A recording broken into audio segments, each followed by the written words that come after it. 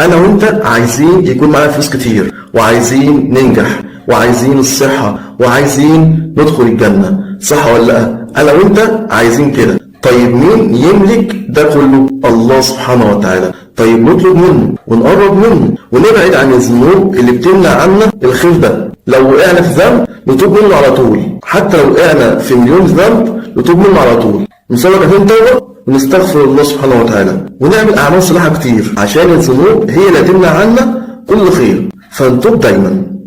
محدش هينفعك وانت عارف ان محدش هينفعك، وانت برضه مش عايز تنفع نفسك، مش عايز تصلي وتقرب من ربنا، وماشي مع اصحاب بيبعدوك عن ربنا وبرضه انت ماشي معاهم. ما تسيبهم وشوف صحاب تانية يقربوك من ربنا ويشجعوك على طاعة الله. ما تعملش فيها ناصح وتقول انا لسه صغير اخربها واعمل كل المعاصي ولما اكبر عندي 60 سنه اتوب الى الله. ما تعملش فيها ناصح. كم واحد قدك مات واصغر منك مات، وراحتك في طاعه الله سبحانه وتعالى مش في المعاصي والكلام ده. غير تفكيرك. محدش ضامن عمره. انت ضامن عمرك؟ اكيد لا. ممكن في اي وقت تموت وتروح عند ربنا سبحانه وتعالى تتحاسب. خاف على نفسك وتوب الى الله سبحانه وتعالى. انت عملت ذنب ليه يائس؟ ارجع لربك سبحانه وتعالى واستغفر وتوب. ربك غفور رحيم. انت انسان مش ملك. قال حضرتك النبي صلى الله عليه وسلم كل ابن ادم خطاء وخير الخطائين التوابون. ما تستسلمش، وهو ده هدف الشيطان، عايزك تستسلم للمعاصي والذنوب. لكن ارجع لربك واطلب منه المغفره والعفو واستغفر كتير واعمل اعمال صالحه كتير، وان شاء الله ربك سبحانه وتعالى يبدل سيئاتك الى حسنات. اعلم يا اخويا، الصلاة اللي انت بتكسل عنها هتعرف قيمتها لما تنزل القبر. كلنا لينا وقت وهننزل القبر وهنتحاسب. ده مش تشدد ولا عامل فيها شيخ، بس دي الحقيقة لازم نقولها علشان نفوق من غفلتنا. السلام عليكم. بص يا اخويا، الصلاة اللي انت بتكسل انك تصليها هي الروحة. انت بتدور على الروحة، الصلاة فيها الروحة. بتدور على الطمأنينة، الصلاة فيها الطمأنينة. بتدور على السعادة، الصلاة فيها السعادة. بتدور على النجاح، الصلاة فيها النجاح. بتدور على رضا ربك سبحانه وتعالى، الصلاة فيها رضا ربك سبحانه وتعالى. بتدور على تيسير أمورك وزيادة الرزق وكل خير، الصلاة فيها تيسير أمورك وزيادة الرزق وكل خير. فليه تكسل عن الصلاة وتبعد عن الصلاة؟ حافظ على صلاتك وادعي ربنا سبحانه وتعالى أن يثبتك على الصلاة. السلام عليكم. المساجد جنة الله في الأرض. الواحد لما يدخل المسجد كان دخل جنة. سبحان الله، السكينة والهدوء وانشراح الصدر، الواحد كأنه في جنة بجد.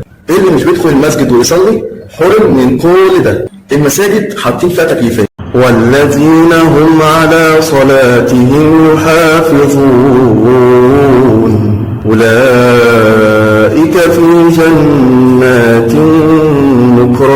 مكرمون. رسالة لكل واحد بيدور على السعادة والطمأنينة. السعادة والطمأنينة اللي انت بتدور عليها في القرآن. يقول الله تعالى ألا بذكر الله تطمئن القلوب. بذكر الله قلبك هيطمن، والقرآن هو أعظم الذكر، كلام ربك سبحانه وتعالى. اعمل ورد لنفسك، قراءة وحفظ ومراجعة وتدبر. افهم كلام ربك واعمل بيه. انت عندك مشكلة، اقرأ القرآن بنية حل المشكلة اللي عندك، وهتلاقي رسالة من ربنا سبحانه وتعالى. السلام عليكم. بص يا اخواتي، لو انتوا مش حافظين حاجة من القرآن اتكسف على نفسك واحفظ من دلوقتي. القرآن الكريم كلام الله سبحانه وتعالى، كلام عظيم. ازاي مش حافظ منه حاجة؟ شوف نفسك انت عندك كام سنة، هتلاقي نفسك عديت ال15 سنة ومش حافظ جزء عامة.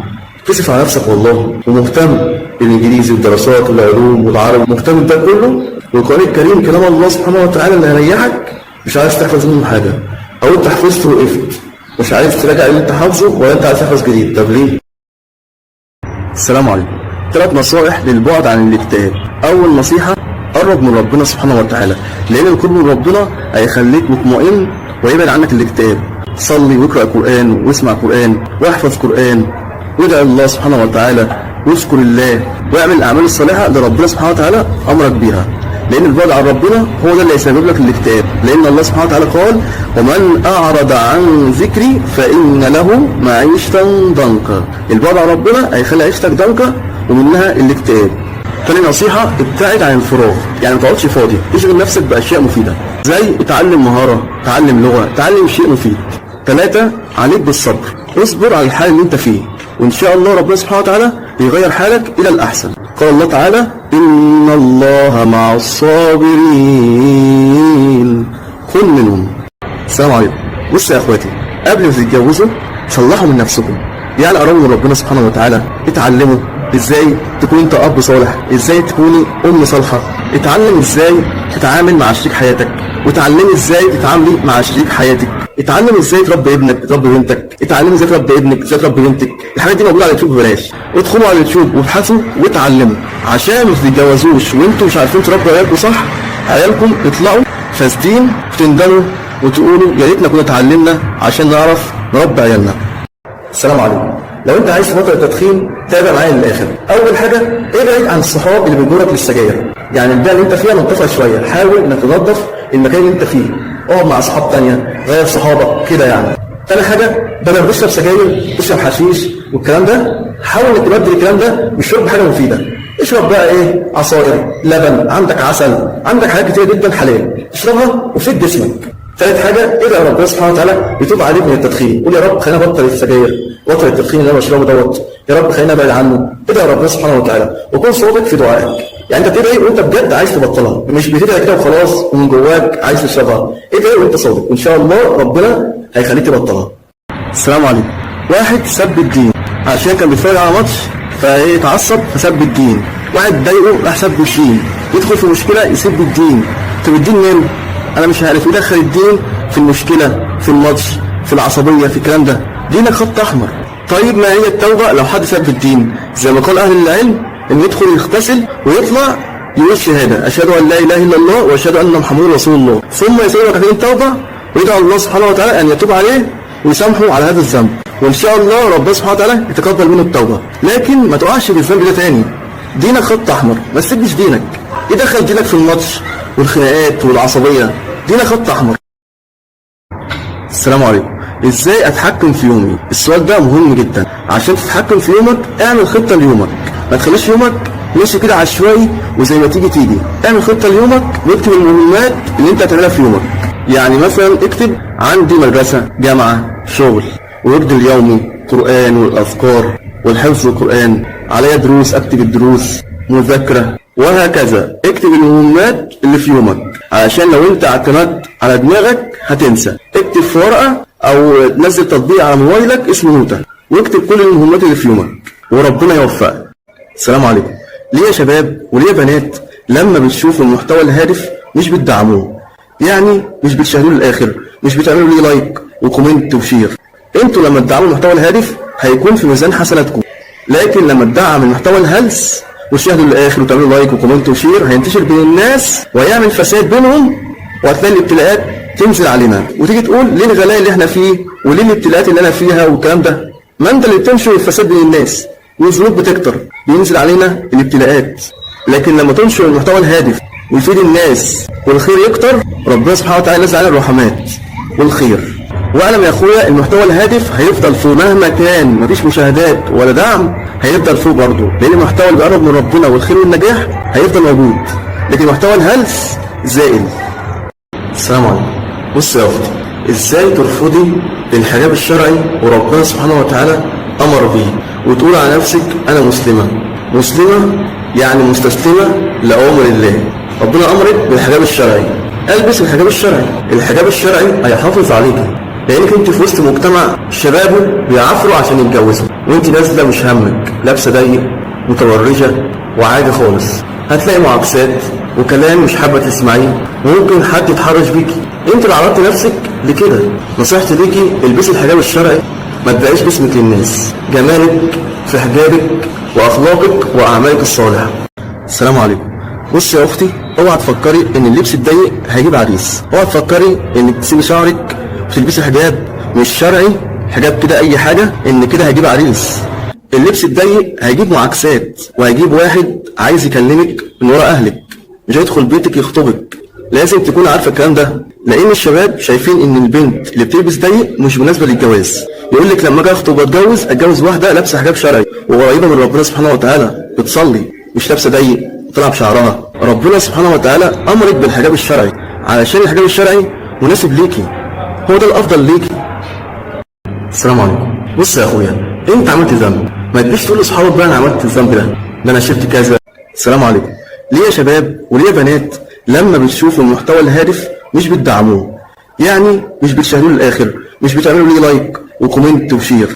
انتوا لما تدعموا المحتوى الهادف هيكون في ميزان حسناتكم، لكن لما تدعم المحتوى الهلس وتشاهدوا للاخر وتعملوا لايك وكومنت وشير هينتشر بين الناس ويعمل فساد بينهم، وهتلاقي الابتلاءات تنزل علينا وتيجي تقول ليه الغلاء اللي احنا فيه وليه الابتلاءات اللي انا فيها والكلام ده. ما انت اللي بتنشر الفساد بين الناس والذنوب بتكتر، بينزل علينا الابتلاءات. لكن لما تنشر المحتوى الهادف ويفيد الناس والخير يكتر، ربنا سبحانه وتعالى ينزل علينا الرحمات والخير. واعلم يا اخويا المحتوى الهادف هيفضل فوق مهما كان مفيش مشاهدات ولا دعم، هيفضل فوق برضه، لان المحتوى اللي بيقرب من ربنا والخير والنجاح هيفضل موجود، لكن محتوى الهلس زائل. هيجي واحد يقول لي هو ايه الاغاني والمهرجانات حرام؟ هقول لك في مهرجان بيقول لك اندال اندال، بالله عليك ده كلام يتسمع؟ مهرجان بيقول لك البنت اللي تعجبني اشقطها، ده كلام يتسمع؟ واحد يقول لي واحده بحبك ونور عيني، احنا استفدنا ايه بقى؟ التاني يتكلم عن نفسه وانا عظمه مفيش مني، انا احط عليك وما اعرفش ايه، بالله عليك ده كلام يتسمع؟ بتقول لي حلال ولا حرام؟ لو حد فينا حد قال له اختك عجباني هتموته، صح ولا لا؟ هو بقى في المهرجان بيقول لك كده، تقول لي حلال ولا حرام؟ حرام طبعا، وده كلام يتسمع؟ نصيحة لاخواتي اللي همهم الشاغل البنات، عايز يكلم بنات ويمشي مع بنات ويشقط بنات والكلام ده، اعلم يا اخويا ان الكلام ده مش هيفيدك في اي شيء، وهتندم عليه ندم كبير، وهيترد ليك في اختك في قرايبك في بنتك. ربنا سبحانه وتعالى مش هيسيبك، وما كان ربك نسيا، اللي انت هتعمله هتلاقيه، فاعمل خير علشان تلاقيه. ليه بتفضل الاغاني عن القرآن؟ ليه ما بتسمعش قرآن؟ ليه تسمع اغاني ومهرجانات وراب؟ والقرآن الكريم اللي هو راحة للقلوب والشفاء للصدور مش عايز تسمعه، وعمال تحفظ في اغاني وكلام ربك سبحانه وتعالى كلام العظيم مش.